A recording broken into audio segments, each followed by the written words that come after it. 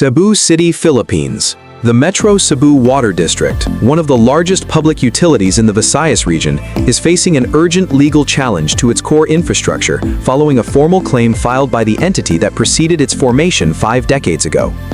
Lawyers representing the descendants and shareholders of the original private concessionaire, provisionally identified in court documents as the Cebu Waterworks and Sewerage Company, CWSC, have initiated proceedings demanding the return of foundational assets valued conservatively at 3.5 billion pesos, approximately $60 million USD. The assets include primary source wells and the historical Talisay Treatment Plant, which currently services over 100,000 connections in Metro Cebu. The claim, lodged before the Regional Trial Court, RTC, Branch 11, contends that the transfer of private assets to the newly formed Mcwd in 1974, pursuant to the Presidential Decree 1988, the Provincial Water Utilities Act of 1973, constituted an effective asset seizure and that full, just compensation was never rendered for key infrastructural components.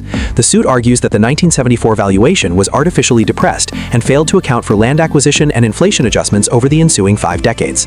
Mcwd officials, backed by the Local Water Utilities Administration (LUWA), immediately issued a strenuous denial of the claims, characterizing the action as a speculative and destabilizing maneuver. This lawsuit jeopardizes the stability of the entire Metro Cebu water supply system, stated an Mcwd spokesperson in an emergency press briefing late Tuesday. The assets in question have been legally under the operational control and ownership of the district for 49 years. Any attempt to physically divest these properties would result in immediate and widespread service interruption across our franchise area, affecting nearly 2 million residents.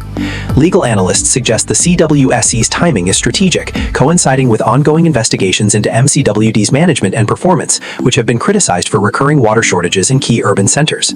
The legal body of the claim seeks not only monetary compensation, but also judicial recognition of residual ownership over strategic source points, effectively demanding co-management or a mandatory lease agreement for the facilities. If successful, the ruling could set a precedent for similar historical claims across the Philippines, where numerous water districts transition from local private control to public stewardship under PD 1988. The RTC has scheduled a preliminary injunction hearing for the end of the month, prioritizing the case due to the severe public service implications. Mcwd's board of directors has been mandated to provide historical financial records dating back to 1970 to counter the claim of insufficient compensation, escalating what is already a high-stakes legal battle into a critical threat to Cebu's utility infrastructure. Authorities have confirmed intensified police patrols around the contested water facilities pending the court's decision.